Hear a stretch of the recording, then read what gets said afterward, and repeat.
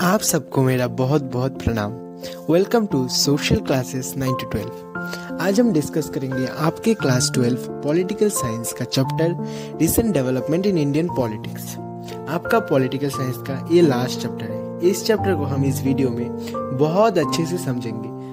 हमारी इस वीडियो को एकदम लास्ट तक देखिए।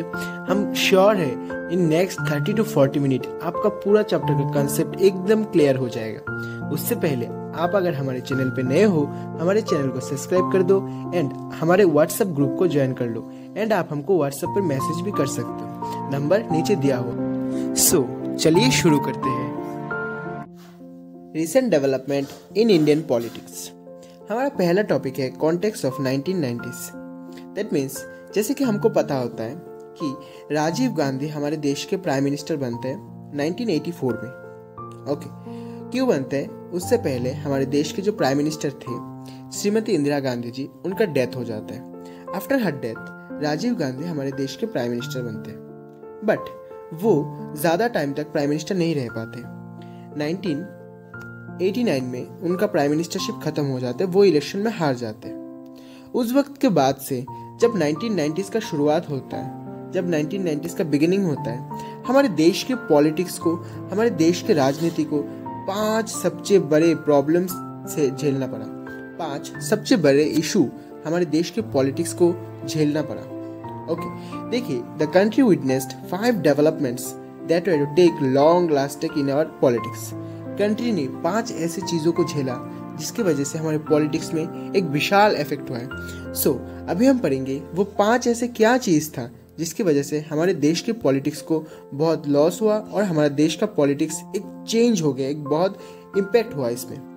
हमारा पहला चीज़ है कि जो हमारे कांग्रेस का सरकार लास्ट 40-50 सालों से, 40-50 सालों मतलब आफ्टर इंडिपेंडेंस से लेकर 1990s तक जो कांग्रेस का एक डोमिनेंस था, वो कांग्रेस का डोमिनेंस गिरने लगा। कांग्रेस सेंट्रल में अपना पावर जो है वो धीरे धीरे खोते जा रहा था। क्या होता है, 1984 के इलेक्शन में कांग्रेस को 415 सीट मिलता है, बट 1989 के इलेक्शन में कांग्रेस को ओनली 197 सीट मिलता है, जिसकी वजह से कांग्रेस अपना गवर्नमेंट सेंट्रल पे नहीं बना पाती है, जिसकी वजह से कोई एक दूसरा पार्टी आता है एंड अपना सरकार बना लेता है एंड कांग्रेस वहाँ पे अल्टीमेटली हार जाता है। जिसके लिए बहुत सारे पॉलिटिकल साइंटिस्ट आते हैं एंड वो बोलते हैं कि ये कांग्रेस सिस्टम जो है, कांग्रेस सिस्टम का एंड होने वाला है। दैट मीन्स जो लास्ट 30-40 सालों से कांग्रेस का जो डोमिनेंस था सेंट्रल पे, वो कांग्रेस का डोमिनेंस का खत्म होने वाला है और उसका एंड आ गया है। दूसरा जो डेवलपमेंट होता है वो क्या होता है? दूसरा जो चीज़ है जो हमारे भारत के पॉलिटिक्स को डेवलप करता है वो होता है मंडल इशू। अब मंडल इशू क्या होता है? जनरली 1990s में जो नया नेशनल फ्रंट का गवर्नमेंट बनता है, वो जो मंडल कमीशन बनाया गया था 1970s के एंड में, उसका जो रिकमेंडेशन होता है कि सेंट्रल गवर्नमेंट में जो OBC that means other backward classes है उनको 27% तक रिजर्वेशन मिलना चाहिए। जो इसके लिए क्या होता है जनरली जो सपोर्ट करने वाले थे और जो अपोनेंट्स थे वो इसके अपोज करते हैं। दैट मीन्स वो लोग प्रोटेस्ट करने लग जाते हैं एंड ऑल एंड ऑल क्या होता है, एक विशाल बड़ा इशू हो जाता है, जिसकी वजह से हमारे देश की सरकार को एंड देश के पॉलिटिक्स को बहुत कुछ झेलना पड़ता है। तीसरा चीज़ क्या होता है, सबसे इंपॉर्टेंट चीज़, आपके 1991 में हमारे देश को क्या चाहिए था? हमारे देश को मिलता है new economic policy, NEP, new economic policy, जो जनरली उस वक्त के फाइनेंस मिनिस्टर श्रीमान मनमोहन सिंह जी लाते हैं। इसमें क्या होता है, हमारे देश का जो इकोनॉमी है वो ओपन हो जाता है। उससे पहले हमारे देश का इकोनॉमी एक लॉक इकोनॉमी हुआ करता था, उसके बाद हमारे देश का इकोनॉमी एक ओपन हो जाता है, जिसमें क्या होता है प्राइवेटाइजेशन, ग्लोबलाइजेशन एंड लिबरलाइजेशन आ जाता है। दैट मीन्स बाहर वाले कंपनी भी हमारे देश में आके बिजनेस कर सकते थे एंड वो भी कुछ कर सकते थे। सो ये हो जाता है हमारा तीसरा सबसे बड़ा चीज़। एंड फोर्थ चीज़ क्या होता है? फोर्थ चीज़ होता है अयोध्या में जो बाबरी मस्जिद है, बाबरी मस्जिद का इशू हो जाना। जैसे कि हमको पता है 1992 दिसंबर में अयोध्या का जो बाबरी मस्जिद होता है उसको डिमोलिश किया जाता है। यानी इसकी वजह से एक बहुत बड़ा रिलीजियस इशू हो गया था हिंदूज एंड मुस्लिम्स के अंदर, जो एक बहुत बड़ा चीज़ है। एंड उसके बाद से भारतीय जनता पार्टी BJP का जो हिंदुत्व मॉडल है वो बहुत डेवलप्ड होने लगा है। उस वक्त का एक सबसे सुंदर कार्टून यहाँ पे दिख रहा है, जैसे है ईश्वर अल्लाह तेरो नाम सबको सन्मति दे भगवान। बोल रहा है कि हिंदू मुस्लिम सब है एक साथ एंड सबको भगवान सन्मति दे, दैट मीन्स समझने का शक्ति दे। उस वक्त का दैट इज मीन्स 1990s का पांचवा सबसे बड़ा चीज़ था राजीव गांधी का एसेसिनेशन हो जाना। जैसे कि हमको पता है हमारे ex prime minister Rajiv Gandhi ji 1991 में एसेसिनेशन की वजह से मारा गया। जैसे कि वो एक तमिलनाडु में कुछ कर रहे थे पॉलिटिकल रैली और समथिंग इलेक्शंस के लिए, जिसमें क्या होता है श्रीलंका का एक कम्युनिटी, श्रीलंका का एक political party LTTE liberation of Tamil tigers, वो क्या करते हैं, वो हमारे देश के ex prime minister Rajiv Gandhi ji को मार देते हैं और वो एक बहुत इम्पैक्ट होता है हमारे देश के पॉलिटिक्स में एंड वो एक बहुत बड़ा चीज़ था हमारे देश के पॉलिटिक्स। उसके बाद से ही हमारे देश में, भारत देश में इस 1990s के पीरियड के बाद से ही शुरू होता है एरा ऑफ कॉलिशंस। कॉलिशंस मतलब क्या होता है, जब 3, 4, 5, 6 पार्टी एक साथ आता है एंड अपना सरकार बनाता है, उसको बोलते हैं कॉलिशन पॉलिटिक्स।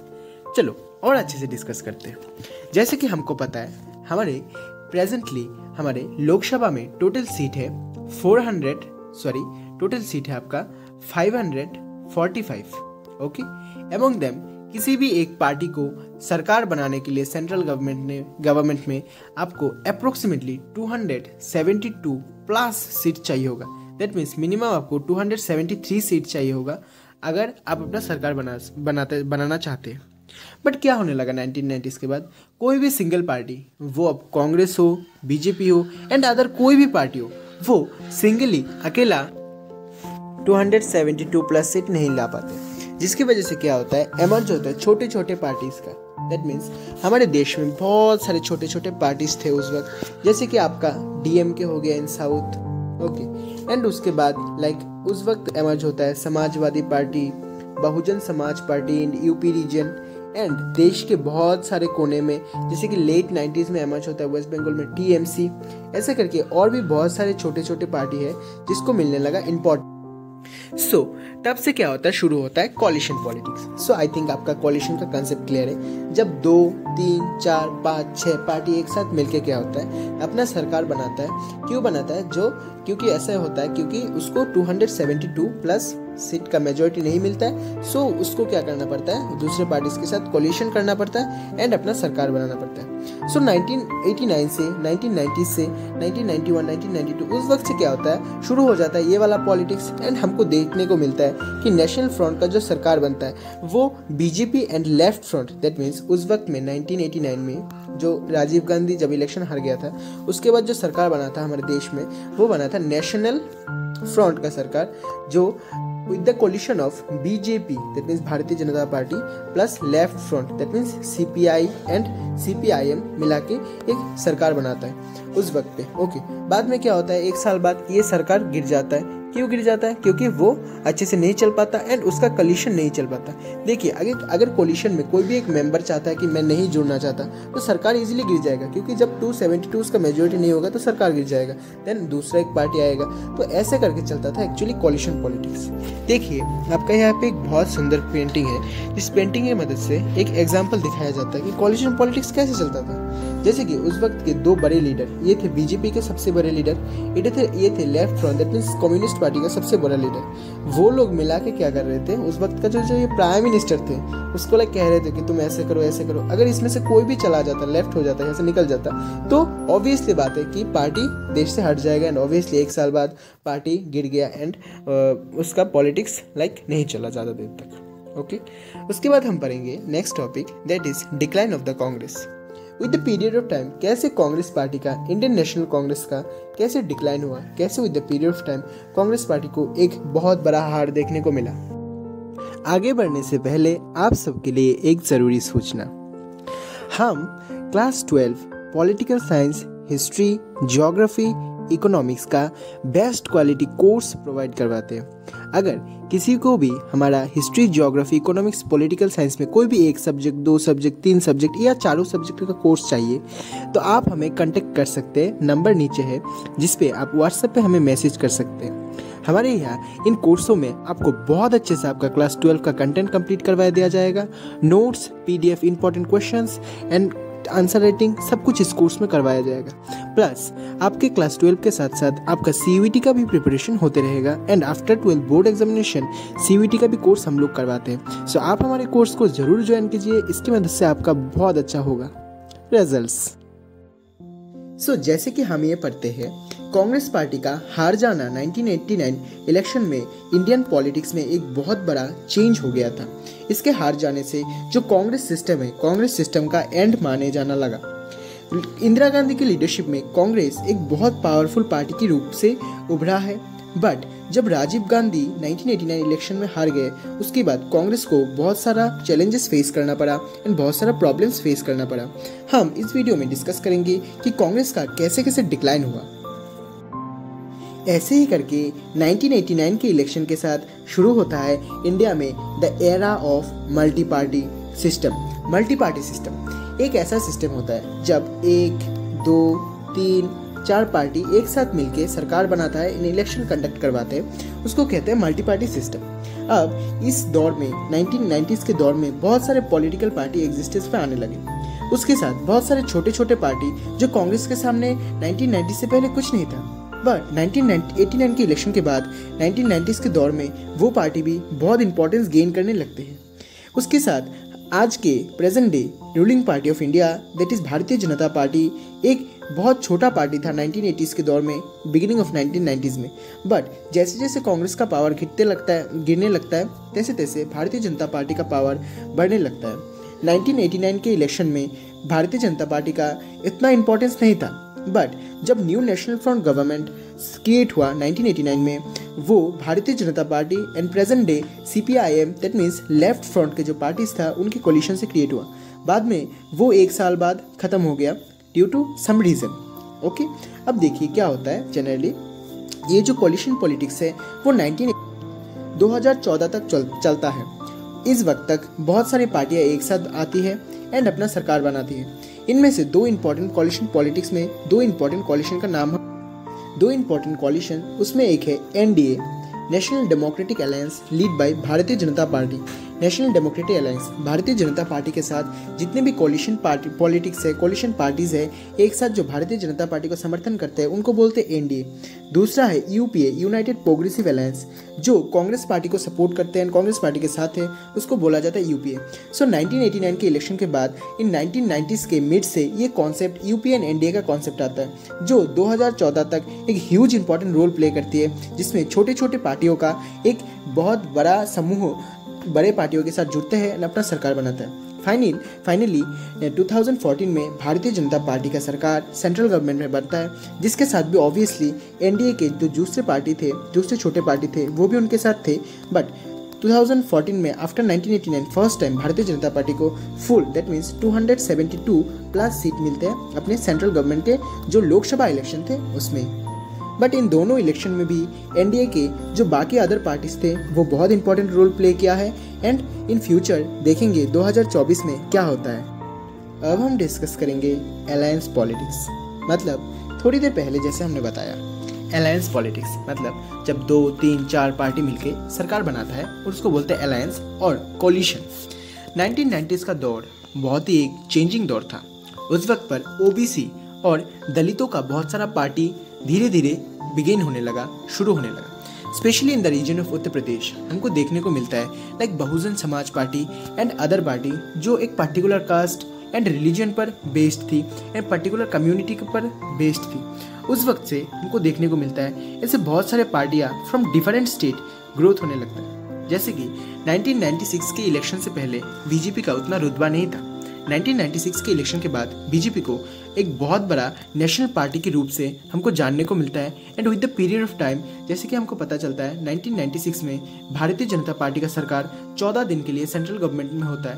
बट क्योंकि उनके पास प्रॉपर मेंबर ऑफ पार्लियामेंट नहीं थे, 272 मेंबर ऑफ पार्लियामेंट नहीं थे, सो सरकार ज़्यादा दिन तक नहीं चला।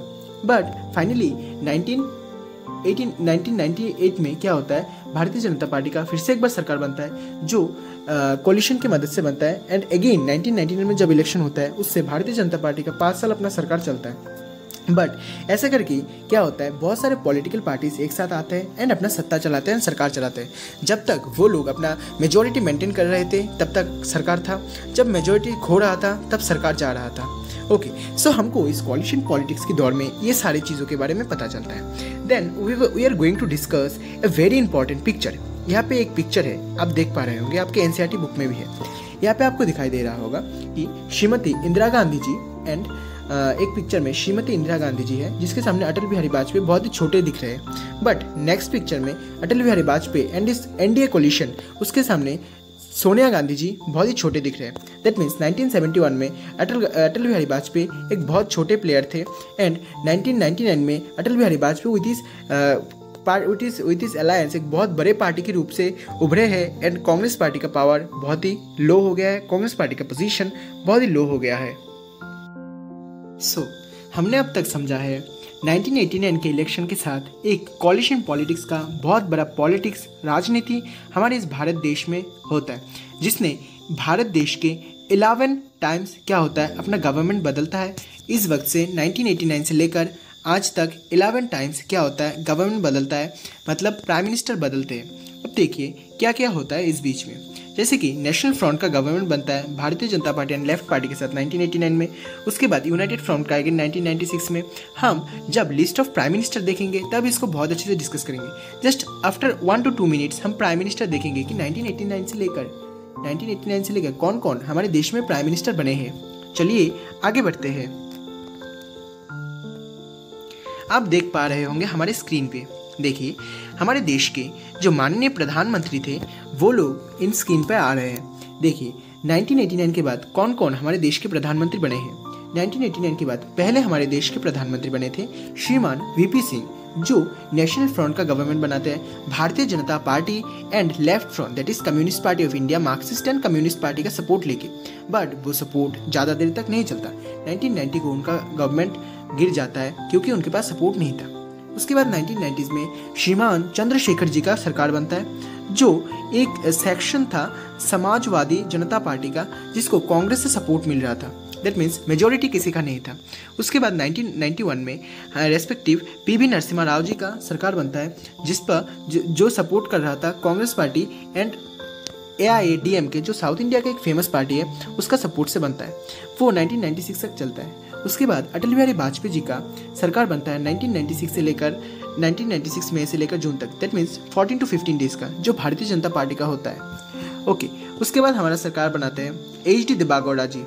वो क्या होता है, वो यूनाइटेड फ्रंट का सरकार होता है, कांग्रेस पार्टी के सपोर्ट से बनता है। वो अप्रैल 1996 से लेकर अप्रैल 1997 तक, आई एम वेरी सॉरी, जून 1996 से लेकर अप्रैल 1997 तक अपना सरकार चलाते हैं। उसके बाद IK गुजराल जी का सरकार बनता है, जो अप्रैल 1997 से लेकर मार्च 1998 तक सिर्फ एक साल ही अपना सरकार चला पाते हैं। वो भी यूनाइटेड फ्रंट का सरकार था जिसको कांग्रेस सपोर्ट कर रहा था। उसके बाद हमारे श्रीमान अटल बिहारी वाजपेयी जी का सरकार बनता है, जो भारतीय जनता पार्टी का होता है, NDA alliance that means national democratic alliance, जिसके बारे में हमने पहले डिस्कस किया था। वो अप्रोक्सीमेटली 6 साल, पहली टर्म में 1998 से लेकर 1999, दूसरे टर्म में 1999 से लेकर 2004 तक चला है। उसके बाद हमारे प्रधानमंत्री बनते हैं श्रीमान मनमोहन सिंह जी, जो UPA that means Congress party से थे, जो 2004 से लेकर 2009 तक, देन अगेन 2009 से लेकर 2014 तक थे। उसके बाद हमारे देश के प्रधानमंत्री बनते हैं एंड हमारे देश के वर्तमान प्रधानमंत्री है श्रीमान नरेंद्र मोदी जी, जो मई 2014 में प्रधानमंत्री बनते हैं first time, then second time May 2019 में बनते हैं। तो चलिए देखते हैं। अब हम डिस्कस करेंगे political rise of the other backward classes. I am sure आपने सुने होंगे OBC के बारे में, अदर बैकवर्ड क्लासेसेस। ऐसे बहुत सारे लोग होते हैं इंडिया में जो OBC कम्युनिटी से बिलोंग करते हैं। आज हम पढ़ेंगे कि OBC का इंडिया में कैसे इमर्जेंस हुआ एंड कैसे कैसे इसका एवोल्यूशन हुआ एंड ये कहाँ से आया एंड किसने शुरुआत किया था। पहले हम समझेंगे OBC किनको बोला जाता है। देखिए, जनरली कम्युनिटीज़ में ST and SC that mean schedule caste and schedule tribe है। उनको छोड़ के भी जो लोग backward caste and backward community से बिलोंग करते हैं, other backward caste and other backward community से बिलोंग करते हैं, उनको बोला जाता है other backward classes that is OBC। अब धीरे धीरे जैसे 1980s का 1990s का पॉलिटिक्स में डाइवर्सिफिकेशन आता है, डिफरेंट स्मॉल पार्टीज का इमर्जेंस होता है, उसके साथ ही ये ओबीसी ने भी एक पॉलिटिकल मुद्दा बना के एक पॉलिटिक्स में बहुत एक अच्छा एंट्री करता है एंड इंडियन पॉलिटिक्स में इसका बहुत बड़ा एक इफेक्ट हो जाता है। देखिए, पहली बार 1977 में जो नॉन कांग्रेस सरकार बना था कोलिशन की मदद से, उस नॉन कांग्रेस सरकार में पहली बार अदर बैकवर्ड क्लासेस का बात किया गया एंड अदर बैकवर्ड क्लासेस के लिए एक कम्युनिटी बनाया गया जिसमें उनको डिसीजन लेना होता था किनको अदर बैकवर्ड क्लास में लाना है एंड उनको कौन से फैसिलिटी देना चाहिए।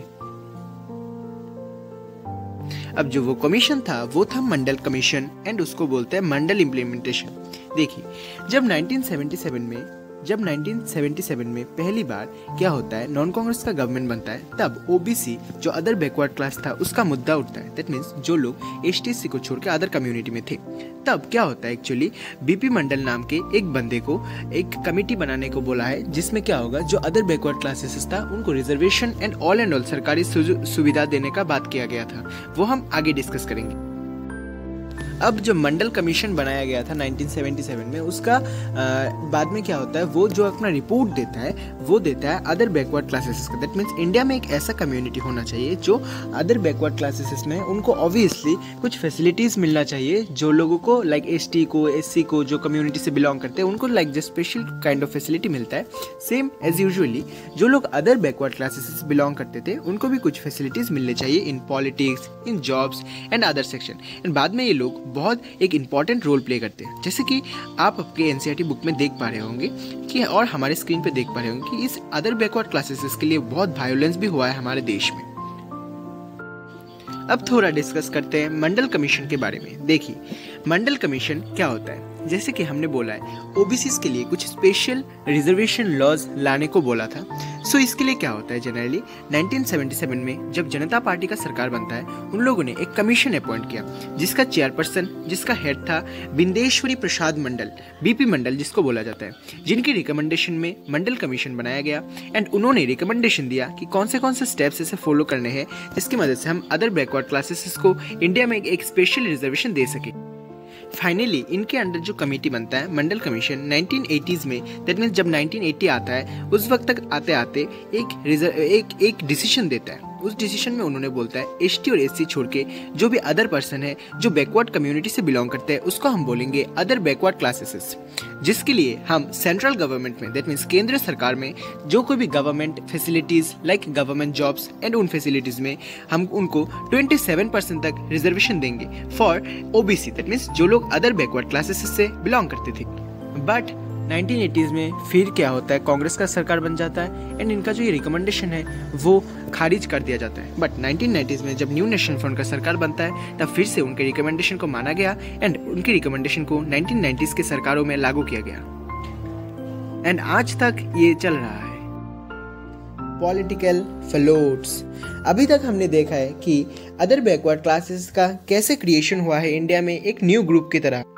अब हम इस टॉपिक में समझेंगे ऐसे जो minorities community SC, ST, OBC, उनकी वजह से देश में एक न्यू पॉलिटिक्स चालू होता है, उनके ऊपर बेसिस करके ऐसे बहुत सारे पॉलिटिकल पार्टी बनते हैं जो हमारे भारत देश में बाद में एक ह्यूज सपोर्ट गेन करते हैं। इसके बारे में आज हम इस टॉपिक में डिस्कस करेंगे। तो चलिए शुरू करते हैं। 1978 में backward and minority community employees federation create होता है जिसमें एससी, एसटी, ओबीसी एंड जो माइनॉरिटीज था उनका एक ह्यूज पॉलिटिकल पोजीशन था जिसको बोला जाता है बहुजन। बाद में इनको दलित शोषित समाज संघ समिति बोला जाने लगा एंड वही बाद में बहुजन समाज पार्टी बनता है under the leadership of Kanshiram. Kanshiram की लीडरशिप में ये बहुजन समाज पार्टी का डेवलपमेंट फेज बोला जा सकता है एंड बहुजन समाज पार्टी का एमरजेंस बोला जाता है पहली बार इन UP. Bahujan Samaj party presently Uttar Pradesh, Haryana and Punjab state में दिखाई देता है, बट 1989-1991 इलेक्शन में उसको एक ह्यूज सपोर्ट मिलता है उत्तर प्रदेश के राज्य में, क्योंकि हमको पता है उत्तर प्रदेश में बहुत सारे ऐसे लोग हैं जो एससी, एसटी, ओबीसी, माइनॉरिटीज, दलित से बिलोंग करते हैं, जिसमें उनको एक ह्यूज सपोर्ट मिल जाता है एंड दलित वोट का एक huge percentage of the votes Kanshiram ji के पार्टी बहुजन समाज पार्टी को मिल जाता है। अब इस पार्टी बीएसपी कांसीराम जी के अंडर जो पार्टी है उनको एक ह्यूज सपोर्ट मिल रहा था SC, ST, OBC, religious minorities की तरफ से।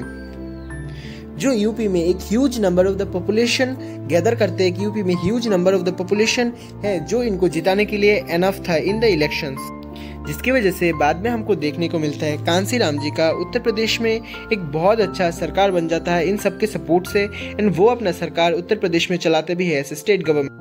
ये आप देख पा रहे होंगे कांसी राम जी का तस्वीर जिन्होंने बहुजन समाज पार्टी का क्रिएट किया था on the basis of support of religious minorities, Dalits and SC ST OBCs।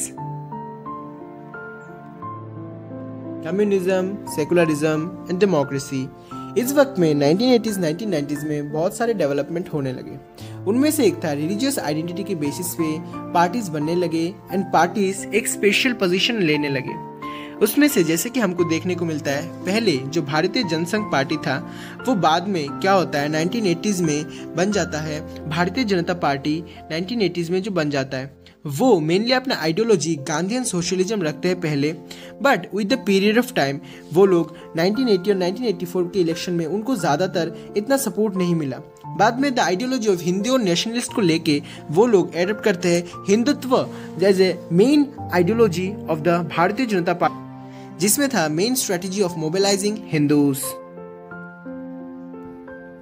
Hindutva literally उसका मतलब होता है हिंदूनेस, जो डिफाइन करते हैं VD सावरकर जी, जो जनरली हिंदू एक नेशनहुड को मानते हैं, मतलब देश प्रेम। इसका बेसिकली जो मतलब है वो मतलब है member of the Indian nation, that means Bharat का जो आदमी है उसको ही हम हिंदू बोलते हैं। एंड वो ये भी बोलते हैं कि सब लोग भारत को एज ए फादरलैंड एक्सेप्ट नहीं भी कर सकते। फादरलैंड मतलब पितृभूमि, बट ऐसे भी वो लोग भारत को एज ए पुण्य भूमि, that means holy land accept also कर सकते हैं। जो बिलीवर्स ऑफ हिंदुत्व, जो लोग हिंदू पे बिलीव करते हैं, हिंदुत्व का आइडिया बिलीव करते हैं, वो लोग मानते हैं कि एक श्रेष्ठ देश only national culture and national identity, हमारे पुरातन कल्चर पुरातन आइडेंटिटी पर बेस होके एक बहुत अच्छा श्रेष्ठ देश बन सकता। दो डेवलपमेंट्स होने लगे।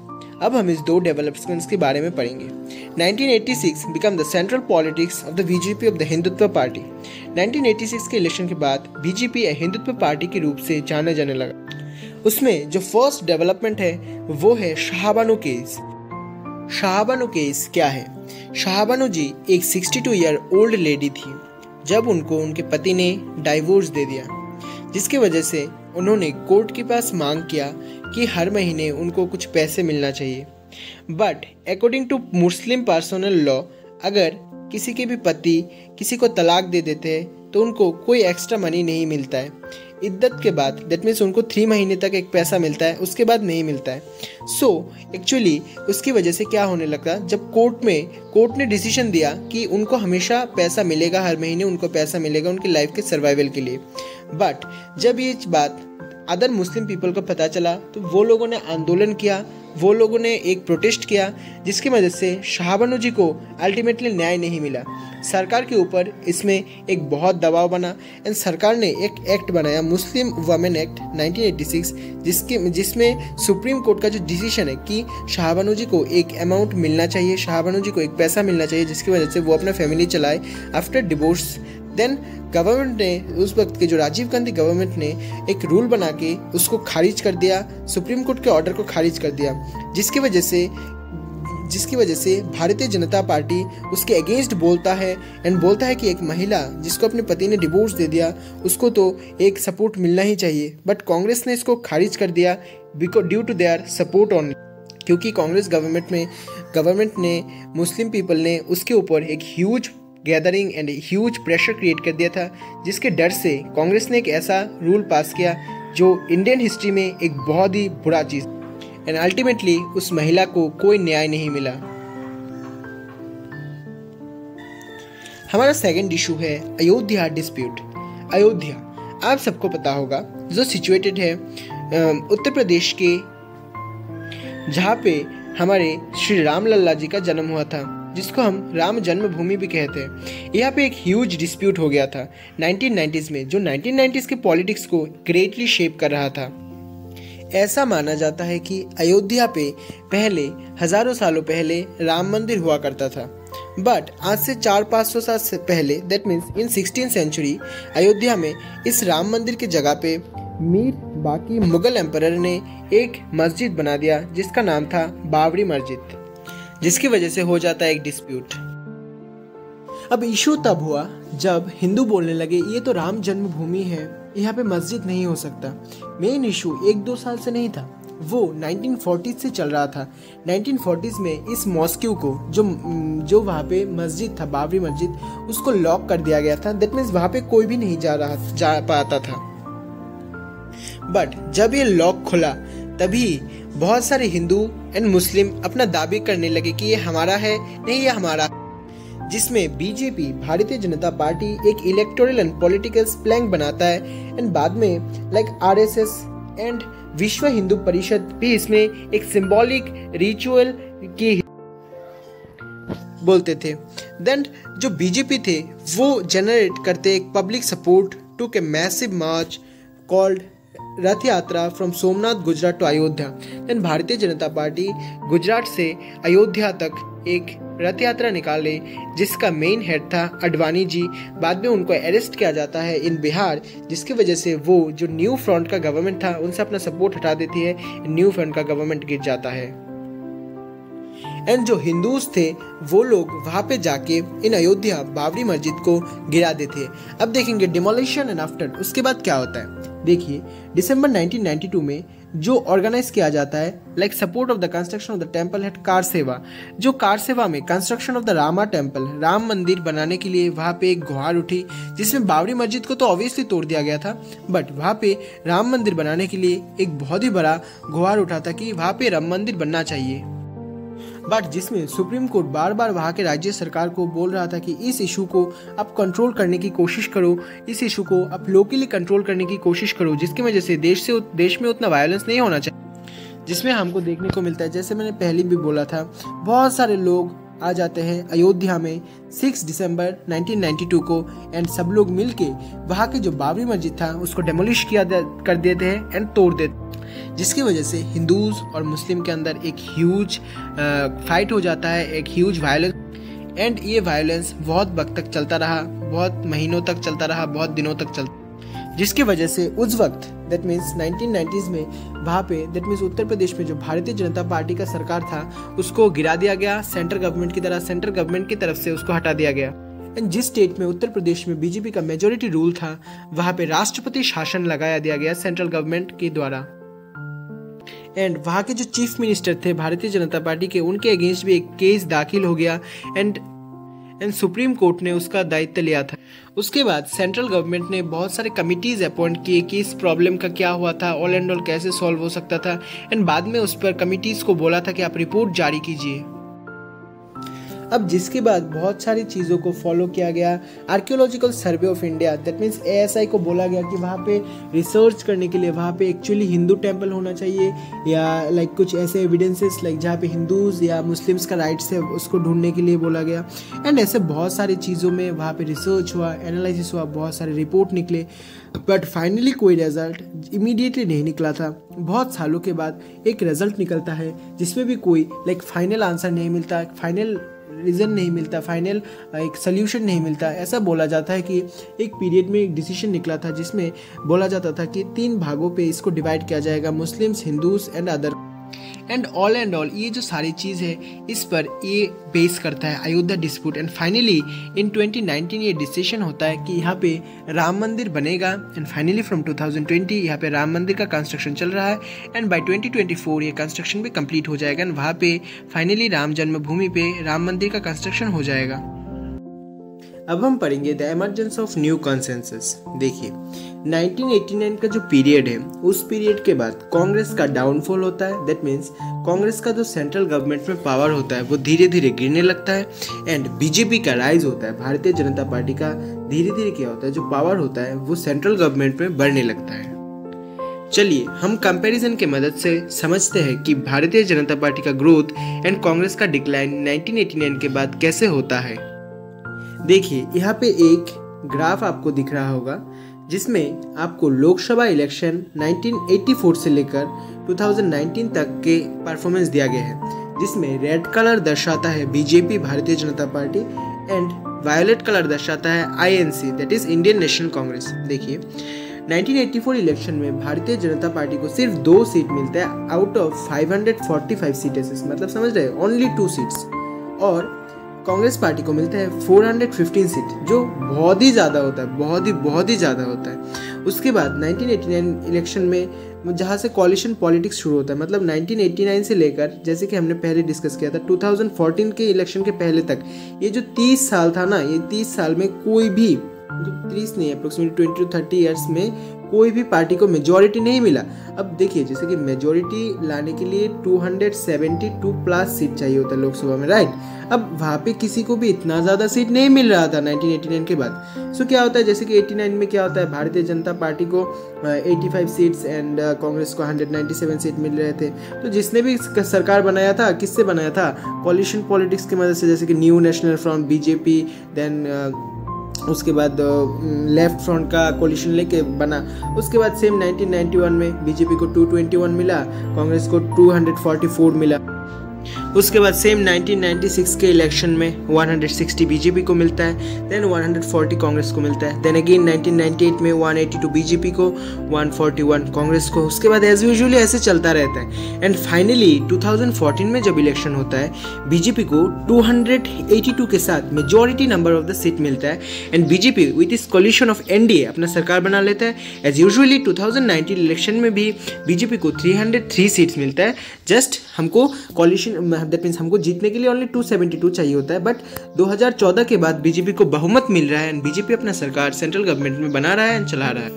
उसके बाद ये दूसरा ग्राफ है जिसमें भी आपको decline of the Congress party and rise of the Bharatiya Janata party दिख रहा होगा, जिसमें रेड कलर कांग्रेस का दिखा रहा है। देखिए कांग्रेस का मतलब proportion of votes and Congress का जो परसेंटेज ऑफ द जो है वो मतलब वोट्स है, वो शेयर्स ऑफ द वोट्स है, वो कितना गिर रहा है। एज यूजुअली जो 2019 तक बहुत गिर गया था एंड एज यूजुअली जो भारतीय जनता पार्टी का परफॉर्मेंस कितना अच्छा से बढ़ रहा है वो हमको दिखने को मिल रहा है, राइट। सो ये दोनों ग्राफ आपके एनसीईआरटी के बुक में है, आप देख सकते हैं।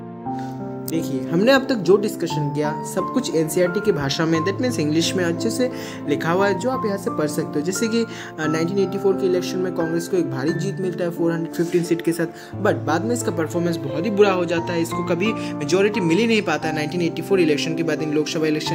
एंड जो भारतीय जनता पार्टी होता है उसका ह्यूज ग्रोथ होने लगता है, जो हमको 2014 एंड 19 इलेक्शन में ह्यूज बूम ऑफ बीजेपी दिखने को मिलता है। अब हम थोड़ा जानेंगे 2004 लोकसभा इलेक्शन के बारे में।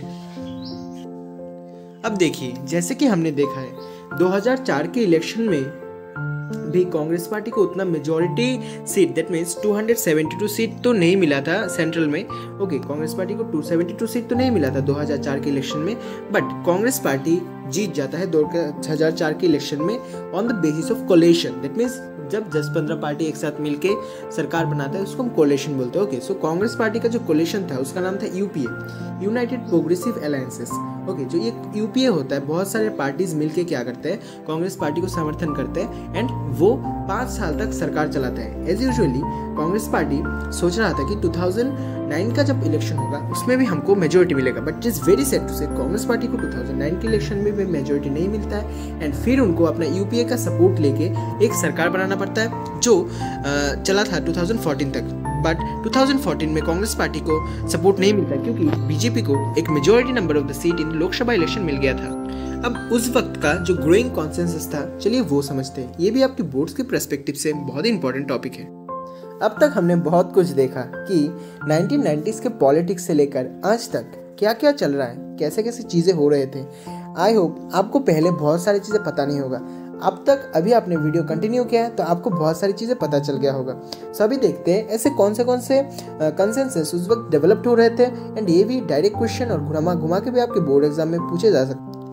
देखिए जो पहला चीज़ था, फर्स्टली जो चीज़ था वो था हमारा न्यू इकोनॉमिक पॉलिसी जो 1991 में लागू हुआ था। इसको लेके बहुत सारे लोग बहुत चिंतित हुआ करते थे कि ये अच्छा होगा कि बुरा होगा। ऑब्वियसली जो अपोजिशन पार्टी के थे वो तो अपोज करते थे, बट लेटर ऑन बाद में कभी इसको बंद नहीं किया गया था। ये जैसा चालू किया था वैसे ही रहा, आज तक भी ऐसे ही चल रहा है। ओके, सो इस न्यू इकोनॉमिक पॉलिसी को लेके बहुत लोगों को बहुत कुछ प्रॉब्लम हो रहा था, बट फाइनली वो लागू हो गया, इन्हें चलने लगा। कुछ लोगों को इस पर बिलीव भी था। सेकंड था जो political and the social claim of the backward classes. जो बैकवर्ड क्लासेस थे, ओबीसी थे, उन लोगों का जो एक क्लेम था पॉलिटिक्स पर, देश के लाइक रिजर्वेशन पर, तो वो था हमारा सेकंड कॉन्सेप्ट। थर्ड चीज़ था जो छोटे छोटे पार्टीज थे, ओके, स्मॉल जो पार्टीज थे, जब सिर्फ स्टेट पर और कुछ पर्टिकुलर एरिया पे पावर में थे, बट जब कॉलिशन का सिस्टम आता है 1990s के बाद, कॉलिशन का सिस्टम आता है, तब छोटे छोटे पार्टी को पावर मिलने लगा, क्योंकि जो बड़ी बड़ी पार्टी है लाइक बीजेपी, कांग्रेस, वो उनके साथ कॉलिशन करने लगे एंड उनका भी एक मोस्ट इंपॉर्टेंट रूल बन जाता है एक सेंट्रल गवर्नमेंट में अपना सरकार बनाना। चौथा चीज़ होता है कि सरकार बनाने में लोग ज़्यादा फोकस करते थे, मतलब political parties, then the ideologies पर उतना ज़्यादा फोकस नहीं हो रहा था, क्योंकि बहुत सारे पार्टीज एक साथ मिल रहे थे, कोलिशन बन रहे थे, तो सबका आइडियोलॉजी सेम होना पॉसिबल नहीं है। तो यूपीए एनडीए जैसे जो अलायंस थे वो आइडियोलॉजी से ज़्यादा एक सरकार बनाने का एंड पॉलिटिक्स पर फोकस ज़्यादा कर रहे थे, एक गवर्नमेंट बनाने पर, बट जो आइडियोलॉजी उतना फॉलो नहीं हो रहा था। बट बीजेपी का जो आइडियोलॉजी है, जो एनडीए में लोग हैं, वो मैक्सिमम ये जो आइडियोलॉजी ऑफ हिंदुत्व वो फॉलो कर रहे थे एंड वो आज भी फॉलो होता है इन एनडीए। ये थे हमारे 4 major consensus of this period. अब अगर आपके पास न्यू एनसीईआरटी का बुक है, सो आपको ये देखने को मिल रहा होगा कि आपके न्यू एनसीईआरटी के बुक में एक ग्राफ है, जिस ग्राफ में लाइक एक पाई चार्ट है, जिसमें आपको 2019 लोकसभा इलेक्शन का परसेंटेज ऑफ द वोट्स दिखाया जा रहा है, जिसमें 56% ऑफ द वोट भारतीय जनता पार्टी, अदर्स को 20% एंड दूसरे पार्टी लाइक कांग्रेस पार्टी को 10%, डीएमके को 4%, शिवसेना को 3%, जनता दल को 3%, बीजू जनता दल को 2% एंड बहुजन समाज पार्टी को 2% से वोट मिलता है, जिसमें भारतीय जनता पार्टी विथ 303 के साथ एक बहुत ही बड़ा नंबर रखते हैं। सो इस चैप्टर में तो इतना ही। तो आई होप आपको ये चैप्टर समझ आ गया होगा। सो चलिए कंक्लूजन की तरफ बढ़ते हैं। सो फाइनली हमने मिलके ये चैप्टर कंप्लीट कर दिया होगा। सो आई होप आपने पूरा वीडियो देखा। फिर भी आपको कहीं भी कुछ प्रॉब्लम होता है, आप हमको मैसेज कर सकते हैं। एंड अगर आपको हमारा कोर्सेज ज्वाइन करना है आपके बोर्ड एग्जाम के लिए, तो ज्वाइन कर सकते हैं। हमारे यहाँ आपको पूरे चैप्टर्स तो कंप्लीट करवाए दिए जाते हैं फुल कोर्स में, plus answer writing and all course हमारे पास अवेलेबल है। आप आंसर राइटिंग का कोर्स, बोर्ड एग्जाम का practice course, sample paper question, previous year question paper, सब कुछ का कोर्स है। सो आप हमारे क्लासेस को ज्वाइन कर सकते हैं। सो तब तक के लिए गुड बाय। हमारे चैनल को ज़रूर सब्सक्राइब कीजिए। Thank you very much.